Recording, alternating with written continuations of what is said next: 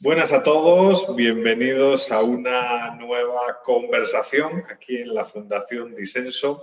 Y hoy tenemos el gusto de contar con el filósofo, pedagogo y ensayista Gregorio Luri. Es un gran gusto, como dije antes. Como saben, Gregorio es un profundo conocedor de todo lo que tiene que ver con educación y un prolífico autor, ¿no? Destaca en sus trabajos el valor del esfuerzo, Mejor Educados, el arte de educar con sentido común, la imaginación conservadora, una defensa apasionada de las ideas que han hecho del mundo un lugar mejor, y la escuela no es un parque de atracciones, una defensa del conocimiento poderoso. Y bueno, como saben todos los que nos siguen en redes sociales, aquí de lo que se trata es de disfrutar y de charlar amistosamente, ¿no? Y en este caso quizás la primera pregunta, que yo creo que es una pregunta que aquellos que nos ven pues están muy interesados en conocer su opinión, pues tiene que ver con la educación, ¿no? ¿Cómo ve el estado de la educación en nuestro país en este momento? Jo, casi me dan ganas de preguntarte cuál es la siguiente pregunta. Porque no hay derecho que a estas horas de la tarde me asaltes de esta manera tan impía y misericordia. Bueno, primero déjame volver un poco para atrás. Cuando estabas hablando de mis libros, yo tengo que decir que el más importante de todos, los que he escrito, aquel que además ha sido también el más entrañable y el que más satisfacciones me ha producido el escribirlo, es este, que es un Mi libro familia es que bestial. escribí con mi nieto Bruno de 10 años. ¿Eh? Y esto sí que me parece que es importante. ¿Eh? Esto sí que me parece que es importante porque, bueno, pues por muchas cosas, ¿no? Por la experiencia de escribirlo, por la experiencia que ha supuesto conocernos y lo que ha supuesto también como experiencia pedagógica. Yendo a la pregunta que me haces, pues mira, a ver, creo que estamos muy por debajo de nuestras posibilidades, muy por debajo de nuestras posibilidades, y que lo que peor podríamos hacer es intentar buscar razones profundas a lo que no tiene ninguna justificación. Por una razón muy sencilla, porque vayas a donde vayas, vayas a la comunidad que vayas, te vas a encontrar con magníficas experiencias educativas, magníficos centros, magníficos profesionales y muy buenos resultados en muchos sitios. Entonces, si hay un centro que lo hace bien, ¿cuál es la razón para que el centro de al lado no lo haga tan bien? Digamos que no hay ninguna razón ni genética, ni metafísica, ni geográfica que lo impida. Por lo tanto, el reto que tenemos delante no es descubrir la clave metafísica de los resultados escolares. Simplemente se trata de aprender de los que tenemos cerca y lo hacen mejor que nosotros. Ese es el reto. Yo siempre he dicho, y además porque me ha llamado muchísimo la atención, fíjate que durante años hemos tenido una provincia española, Soria, que ha obtenido resultados escolares superiores a Finlandia.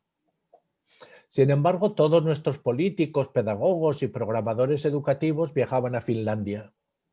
Y a nadie se le ocurría viajar a Soria, a ver qué demonios se hace bien en Soria, que tenía resultados superiores a Finlandia. Pero además parece de sentido común, ¿no? Si tienes aquí mismo a alguien que lo hace mejor que Finlandia, no seas palurdo, no viajes a Finlandia, no seas pueblerino y vete a lo importante, vete a Soria a aprender cómo lo hacen, ¿no? Podría ponerte otros muchos ejemplos. Que sé yo, en Guipúzcoa la formación profesional es excelente, excelente. Por lo tanto, que los de Baviera tengan su método de formación profesional, pues muy bien para los de Baviera, pero es que nosotros no podemos olvidarlo que no somos alemanes. Y como ibéricos, pues tenemos cosas que aprender de los que tenemos cerca, tanto sean de Portugal como sea de Guipúzcoa. Y esa incapacidad para aprender de las buenas experiencias que tenemos cerca, pues es lo que al mismo tiempo dice, demonios, no tendría que ser tan difícil. Pero como no lo conseguimos hacer es lo que provoca mi perplejidad. Uh-huh, uh-huh. Hay una pregunta siempre en relación a eso, ¿no? de si nos estamos equivocando, ¿no? O sea, de si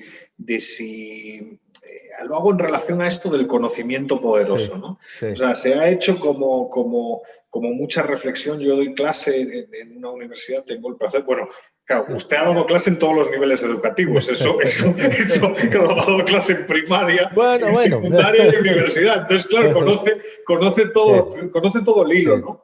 Pero yo lo que me doy cuenta es, efectivamente, como que cuando uno recibe a estudiantes, he dado clase en España y en Iberoamérica, que he estado 10 años allí trabajando, como que vienen como muy niños, como muy jóvenes, como con esta idea de que todo es cool, ¿no? De felicidad y de tal.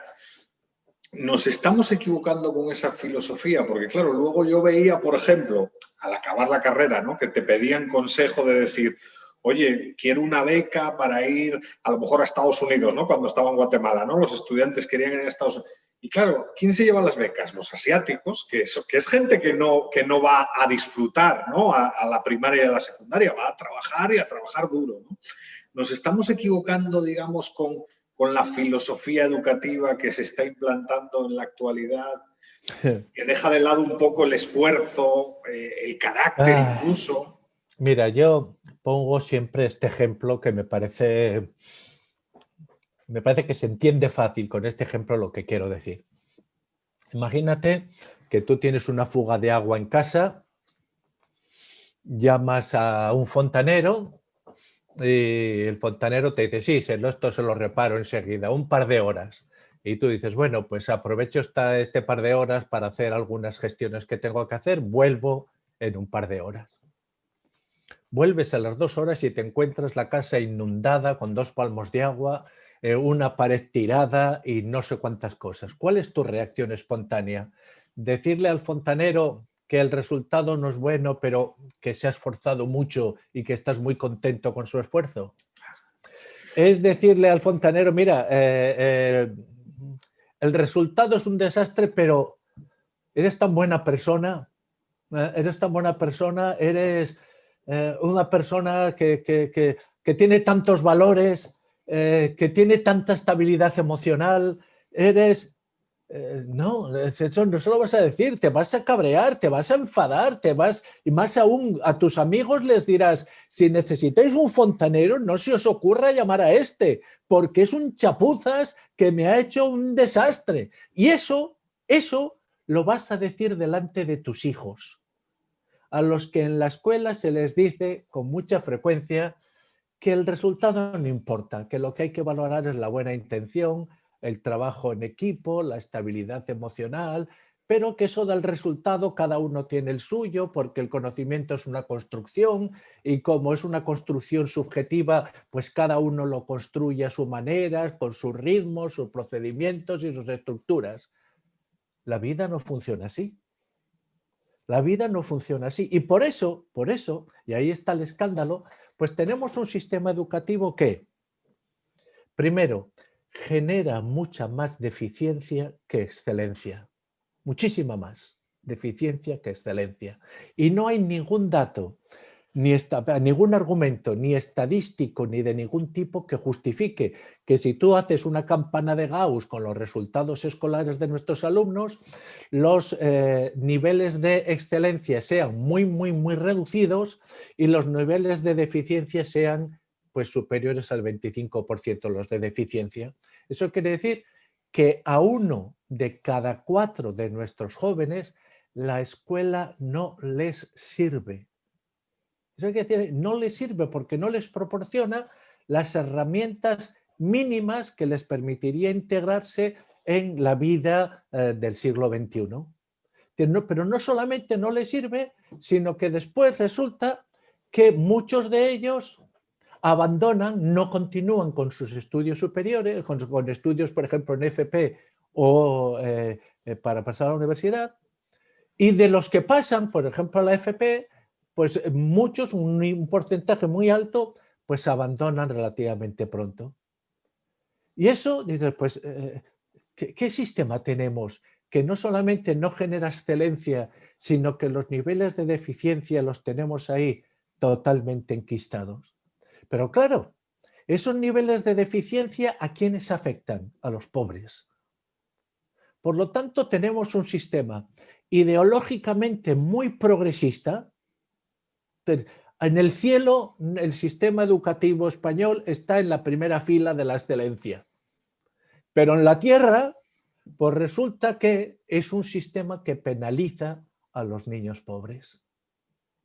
Y a mí ya me da igual cómo me vendan los progres sus buenas intenciones.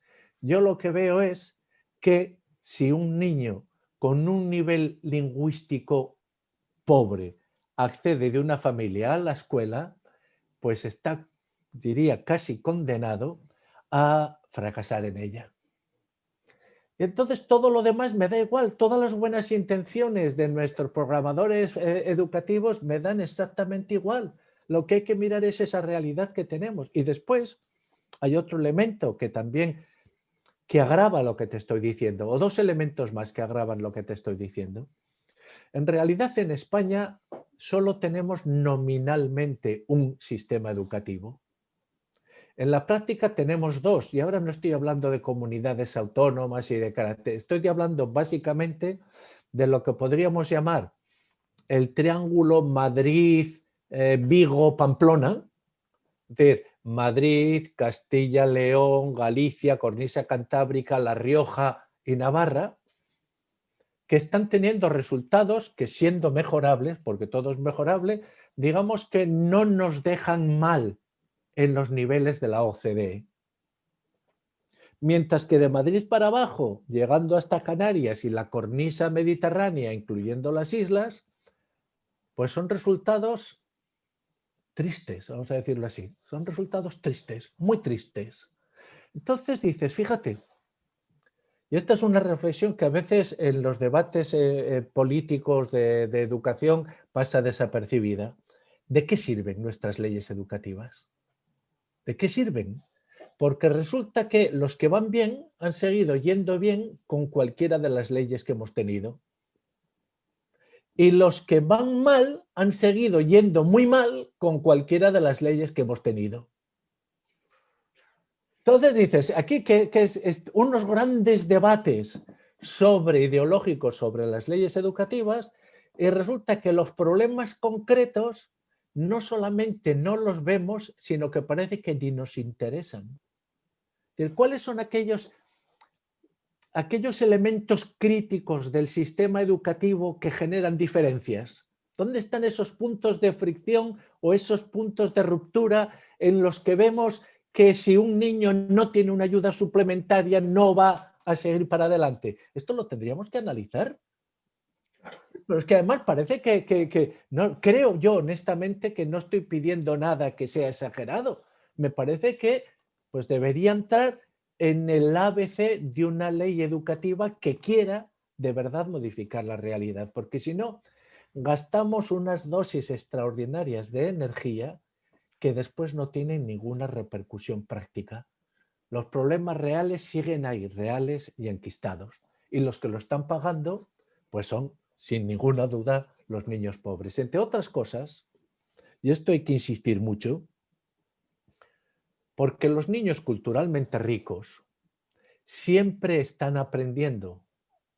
Los niños culturalmente ricos no es que vayan a la escuela y después están en distintos ambientes de permanente aprendizaje. Uno de ellos es la escuela, otro de ellos es el club al que van, otros de ellos pues, son las actividades extraescolares que hacen, y otro de ellos es su propia familia, en la cual pues mamá comenta hoy la novela que se ha leído, papá comenta pues que yo qué sé, y hoy viene a cenar el amigo arquitecto de mamá y mañana viene a comer pues la amiga cirujana de papá. Y en todo, pues tienes un tipo de relaciones, de contactos, de medios. Es decir, el niño rico, culturalmente rico, porque hay nuevos ricos que son culturalmente tochos, pero el niño culturalmente rico siempre está aprendiendo y siempre está haciendo deberes. Por eso a mí los debates de deberes y deberes no me ponen muy nervioso, porque el rico siempre está haciendo deberes, siempre está inmerso en un ecosistema lingüístico complejo.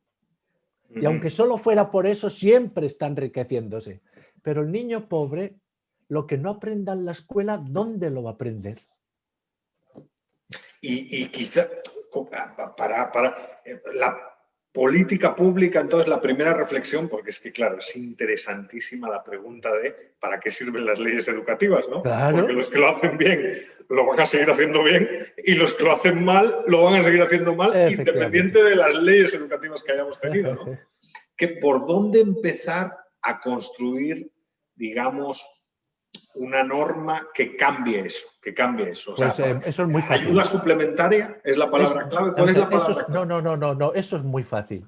Deberíamos comenzar haciendo un libro blanco de la situación educativa, en la cual comenzásemos primero de todo a hablar con los profesionales. ¿Cuáles son los problemas reales con los que te encuentras?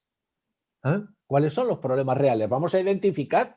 ¿Te parece? Es que esto, ¿por qué lo que no pasa en ningún otro ámbito pasa en educación? Yo no me imagino una ley, pues qué sé yo, sobre la salud pública, sobre los canales de riego o sobre no sé qué, que no parta de un análisis de lo que se tiene entre ya para ver dónde están los problemas. No, pues en educación no.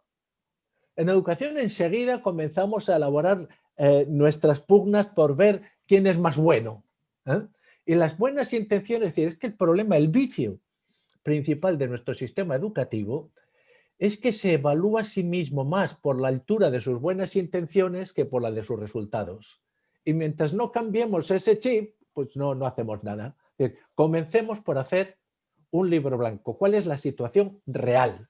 Y vamos a hablar con los profesores, no para darles la razón, ya veremos si tienes razón o no tienes razón. Porque si nos dicen lo que sienten y lo que experimentan y dónde encuentran las dificultades, tendremos un dato objetivo real sobre el que partir. En segundo lugar, pues mira, sabemos, y esto para mí es altamente significativo, sabemos, como te comentaba al principio, que sea la comunidad a la que viajemos, nos vamos a encontrar con centros muy eficientes. Y los centros muy eficientes, y esto hay que decirlo con toda claridad, no necesariamente son los que más cobran de matrícula. Permíteme que me aleje un segundo.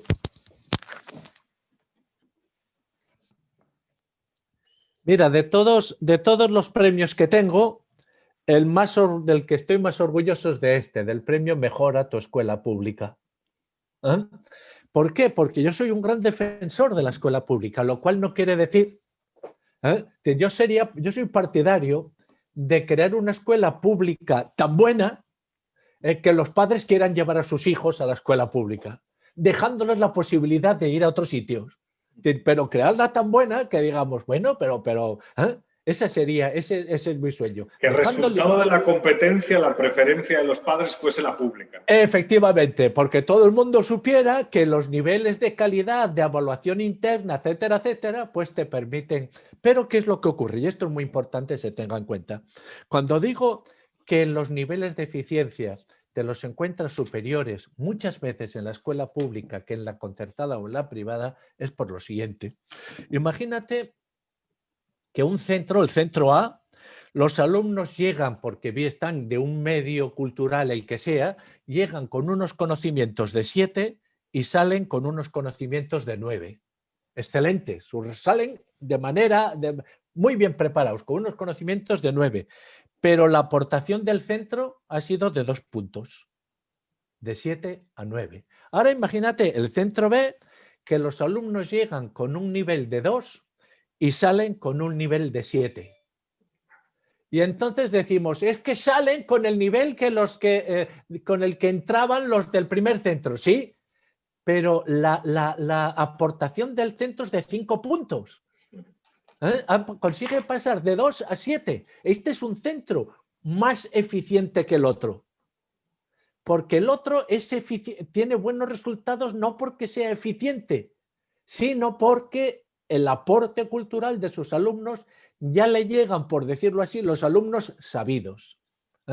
Y en el otro hay y esto es, pues bien, lo que nos interesaría ver es que eso es muy fácil además, identificar los centros más eficientes y ver cuáles son las prácticas que tienen en común. Tampoco parece que sea una utopía muy extraña, ¿no? Ver cuáles son las prácticas que tienen en común. Tercera cuestión que podríamos plantearnos hacer y que tampoco me parece a mí que sea pedir peras al olmo. ¿Sabes cuál es el principal factor de los bajos rendimientos de nuestros alumnos?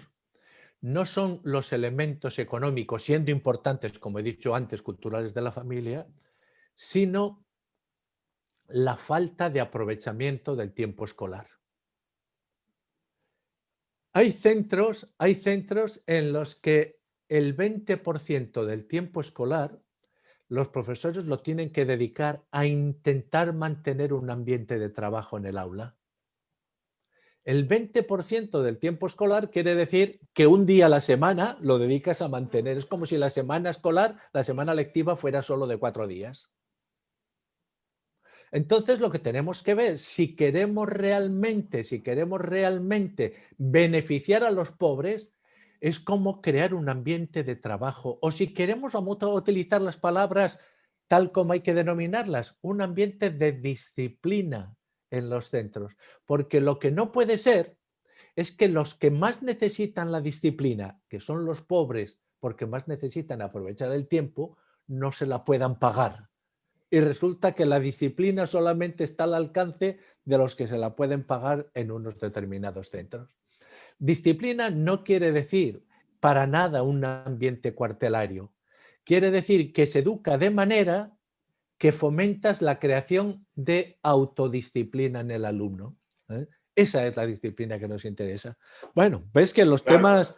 No, claro, es que ese tema de la autodisciplina a mí me parece muy interesante porque está muy de moda la palabra resiliente, ¿no? Individuos que tengan la capacidad de, bueno, asumir la adversidad cuando llega la adversidad y digerir el éxito si llega el éxito, ¿no? Que eso también forma parte de la educación, ¿no? Pero claro, muchas veces en ambientes tan emocionales y buenistas como los actuales, eso es difícil de conseguir porque los jóvenes se frustran por pequeños fracasos y cuando tienen un éxito automáticamente lo ponen en sus redes, hacen como demasiada publicidad. O sea, como que hay que moldear también el carácter, ¿no? Y tener como, no solo autodisciplina, ¿no? Cuestión de carácter personal de decir, claro, tengo que ser capaz de no derrumbarme porque la vida son fracasos y tengo que aprender tengo que aprender a digerir el fracaso. Y también tengo que aprender a no morir de éxito, ¿no? Porque hay gente que definitivamente también muere de éxito. Y a lo mejor la educación tiene que servir para eso en algo, ¿no? Obviamente no lo explica todo, pero a lo mejor la educación puede influir en moldear a esa persona para que sea capaz de resistir ante la adversidad, ¿no? A mí eso me parece muy elemental. Yo por eso, a mí que me gusta ser un pelín impertinente, algunos me dicen que soy provocador, cosa que me parece un elogio tan desmedido que ya me gustaría merecerlo. En vez de resiliencia, que me parece una palabra que hasta nos resulta difícil de pronunciar, me gusta más una palabra que dentro de nuestra tradición ha sido esencial, pero que hoy ya no pronuncia nadie. Coraje. Coraje. Sí. En la tradición humanista de Occidente, lo que se ha entendido por coraje es una disposición de energía que puedes poner al servicio de cualquier virtud. Es decir, sin coraje no hay virtudes, porque no hay energía para llevarlas a cabo. Ninguna. Tú necesitas, el coraje es el depósito de gasolina de tu coche. Y las virtudes después pues son la potencia, la velocidad, la comodidad, todo lo que quieras poner dentro del coche. Pero para que todo eso funcione, necesitas que haya un depósito de energía ahí. Sin ese depósito de energía vas a decorar muy bien un coche que no te va a llevar a ningún sitio. Entonces tendremos cortinillas de puntillas y no sé cuántas maravillas exóticas, pero no nos va a llevar a ningún sitio. El coraje es esencial. Sí, sí, sí. para cualquier cosa. Pero hoy vete a defender el coraje, que te encontrarás con que hay muchos jóvenes que, como no han oído esa palabra, no acaban de entender qué es lo que quiere decir. Bueno, preferimos, sobre todo en España, la utilización de un término que allá donde nació, en Estados Unidos, está ya muy desprestigiado: la autoestima. La autoestima. Y fomentamos tanto la autoestima que damos por supuesto que todos tenemos un yo muy frágil, que si no lo queremos mucho no va a llegar a ningún sitio, se nos va a desmoronar, ¿no? A ver, la autoestima es un camelo. Es decir, la autoestima es un camelo. Es decir, yo no tengo que autoestimarme, yo tengo que conocerme. Yo tengo que conocerme y conocer mis puntos a favor y mis puntos en contra. Pues mira, a mí me gustaría, de verdad, lo que te voy a decir ahora, te voy a confesar una frustración que me deja en la miseria. A mí me gustaría mucho hacer feliz a mi mujer y poder llevarla a bailes de salón, pero soy un desastre. Bailando soy un auténtico desastre. Me tropiezo con mis propios pies, acabo pisando a mi mujer, soy incapaz de contar los pasos y seguir el ritmo. Pues no puedo forzarme, es decir, es que ese es un límite que tengo. A mí me gustaría poder soñar en que en un futuro próximo puedo llegar a ser delantero centro del club de mis amores, que es el Osasuna. Pero tengo que asumir que mis posibilidades son más bien nulas. Es decir, que ya esa posibilidad de ser delantero centro del Osasuna, pues no. Durante mucho tiempo soñé con formar un grupo de mariachis, porque me gustan muchísimo los corridos mexicanos, y pues ir por ahí cantando de balcón en balcón en las noches de agosto para la luna, ya no sé qué. Hoy ya sé que también, ¿no? Es decir, hay determinadas puertas que se te van cerrando, hay otras que se van abriendo, pero lo que quiero decir es, lo importante no es creer que tienes buenas cartas cuando las tienes malas. Lo importante es seguir jugando, la voluntad de seguir jugando aunque tengas malas cartas. Y lo que me parece terrible es que cuando nos encontramos a veces con niños pobres que están pasándoselo mal en la escuela, te encuentras a los profesores diciéndoles, no importa, pero tú vales mucho, tú eres maravilloso, tú no sé qué, no sé cuántos, y después los abandonamos al terminar su escolaridad en la puerta de la escuela sin saber leer, escribir ni hacer las 4 operaciones básicas de aritmética. Entonces, eso no es hipocresía. Sí, sí. Entonces, no es hipocresía decir, quiérete mucho, pero te voy a abandonar aquí, porque después yo no te voy a buscar trabajo. Después te vas a encontrar tú, vas a salir al mercado laboral sin saber hacer nada y sin saber leer un texto mínimamente complejo. Es decir, a mí eso me parece, demonios, yo... Es incluso perverso. Claro, pero digamos que hay discursos que saben muy bien autojustificarse ideológicamente, ¿no? Pues mira, no, eso tienes toda la razón, ahí hay una perversión que acaba provocando heridas muy fuertes. Insisto que lo importante es eso, lo importante es decir, voy a llamar la vida, aunque la puñetera de ella me ponga de vez en cuando unas zancadillas terribles, ¿eh? Y todos llevamos alguna herida en la cara de los golpes que nos hemos metido directamente contra el suelo. A ver, cuando te encuentras la diferencia esencial entre los sistemas educativos de éxito y los sistemas educativos que no lo tienen, te encuentras siempre en los sistemas educativos de éxito 2 elementos. Uno es que han conseguido crear un círculo virtuoso de confianza, en la cual cada elemento tiene confianza en el resto. Las familias tienen confianza en los profesores tienen confianza en la familia y tienen confianza en la administración. Digamos que hay una circulación de confianza que refuerza el sistema. Pero esa circulación de confianza tiene que estar respaldada por buenos resultados, porque si no se desinfla, que es lo que les está pasando ahora a los fineses, que están viendo desinflarse su sistema. Entonces, ¿cuáles son los sistemas que están teniendo éxito? ¿Por qué Lo podemos plantear así. ¿Por qué los orientales están teniendo tanto éxito?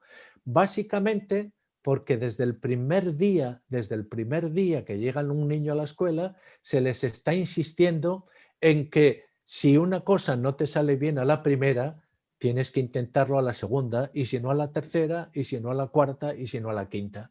Pero que no hay resultado suficientemente malo que no se pueda mejorar con un poco más de esfuerzo. Y eso es lo que hay que valorar. Eso es lo que hay que valorar. No la voluntad. Vamos a ver el progreso que se demuestra poniendo un poco más de esfuerzo, ¿no? Y eso es en definitiva el pensamiento estratégico. Pues vamos a la que ya es la última. Jolín, yo estoy disfrutando. Es que estoy aprendiendo de un referente, claro, estoy aprendiendo de un referente. Pero vamos a la última pregunta, que va un poco por ahí, ¿no? O sea, es importante respetar la tradición, la costumbre, los hábitos que dan forma a una comunidad, ¿no? Yo creo que eso es importante para el proceso educativo. Y el punto es, en Occidente, ¿cómo estamos en Occidente, no? Porque parece que hemos ido contra nosotros mismos, ¿no? O sea, Occidente, digamos, ha logrado lo que ha logrado un poco gracias a todo lo que ha señalado usted, ¿no? Esfuerzo, capacidad de avanzar en la adversidad, pero estamos yendo contra nosotros mismos y eso a lo mejor generará, porque lo que está pasando en Finlandia, pues está pasando en España, o sea, ¿cómo ves esa situación? Occidente es una palabra demasiado grande como para saber dónde están sus límites, ¿no? Porque desde luego Estados Unidos y la costa pacífica de Estados Unidos están en Occidente o más que Moscú. Por lo tanto, eso es complejo, ¿no? ¿Cuál es Occidente? Igual nos encontramos elementos en Sudáfrica que pueden ser plenamente occidentales y desde luego podíamos dudar, qué sé yo, si en Corea es Occidente o no, pero no podemos dudar que Australia sí, ¿no? Entonces vamos a aparcar un poco, si te parece bien, Occidente y vamos a hablar de Europa. Perfecto. Lo que le pasa a Europa es que ha desarrollado un extraño narcisismo que consiste en creerse moralmente superior cuanto más se detesta a sí misma. Digamos que es un narcisismo herido. Y cuanto más carga sobre sí todas las culpas del mundo, pues más moralmente superior se considera. Con lo cual, pues se queda sin argumentos para defender lo propio. Bueno, y ese es un hecho. Es decir, hemos puesto en cuestión absolutamente todo.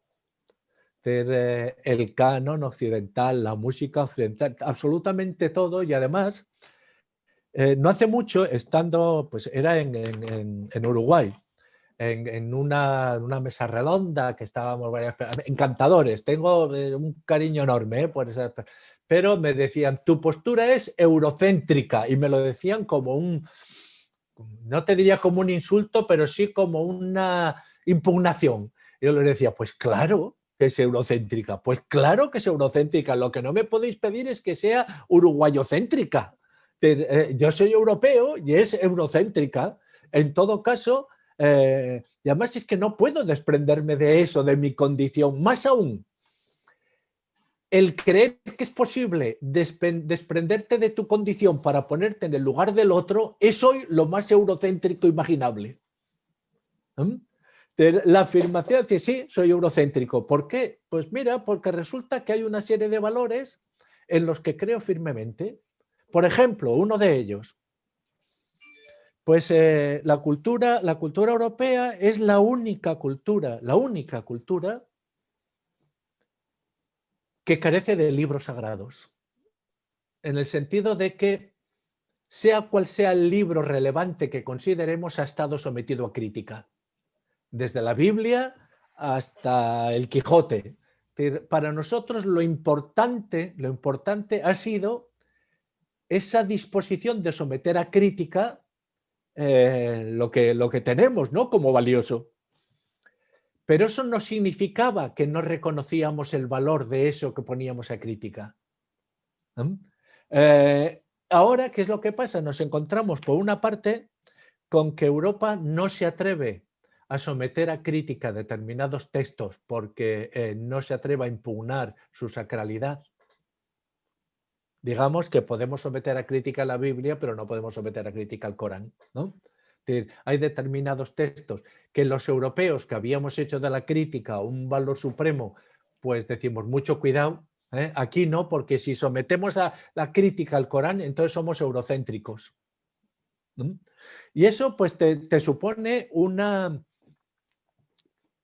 digamos, una desconfianza hacia ti mismo que hoy se manifiesta de manera clamorosa en eso que llamamos lenguaje políticamente correcto y que estamos a las puertas de tener que pedir perdón por todo lo que digamos y especialmente por todo lo que no digamos, ¿no?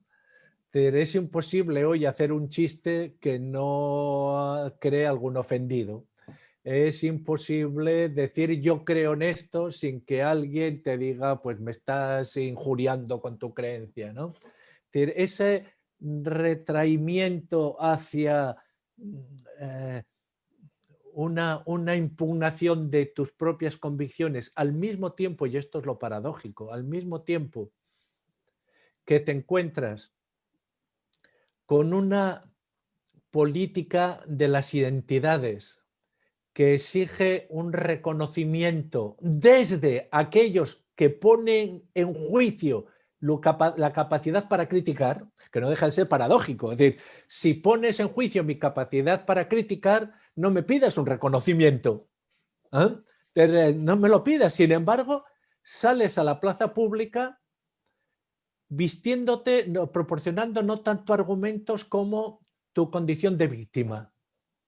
Pero hoy en Europa la razón ilustrada ha sido sustituida por una razón victimológica. Mira qué mal estoy, por lo tanto merezco tu empatía. ¿Eh? Mira qué mal estoy, por lo tanto merezco tu empatía. Y además, debes preservar mi identidad y la de mi grupo. Con lo cual, estamos, y esto es algo paradójico muy interesante, estamos recuperando la democracia orgánica en el seno de las sociedades que se dicen culturalmente avanzadas, ¿no? Porque hay que preservar la representación directa de cada grupo por ser ese grupo, ¿eh? Y estamos a las puertas, ya veremos, ¿no?, cómo evoluciona, porque si hay una ventaja en la historia, una ventaja que siempre hay que tenerla presente, es una, digamos que es el comodín que se guarda siempre la historia en la manga, y es que es su voluntad de desmentir siempre a los profetas. La historia siempre acaba desmintiendo a los profetas. Por lo tanto, cuando ahora te dicen, porque estamos así, las cosas van así y el futuro será así y hay que hacer esto, uno que tiene una cierta edad dice, hasta que la historia saque el comodín de la manga. ¿Eh? Siempre acaba desmintiendo a los profetas. Pero digamos que, bueno, pues estamos en esa situación de perplejidad que como no sabemos muy bien cuáles son nuestros valores, nos incapacitamos para hacer realidad el que para mí es el gran lema republicano, que es el que se encuentra en el escudo de los Estados Unidos, e pluribus unum. ¿Eh? ¿Cómo hacer de la pluralidad una unidad? Para mí ese es el reto esencial de la vida política, ¿no? Es decir, cómo ser al mismo tiempo distintos, pero para ser distintos y reconocernos como distintos necesitamos ser uno, con capacidad de reconocimiento, ¿no? Entonces, si no conseguimos articular eso, pues nos quedaremos sin vida política común.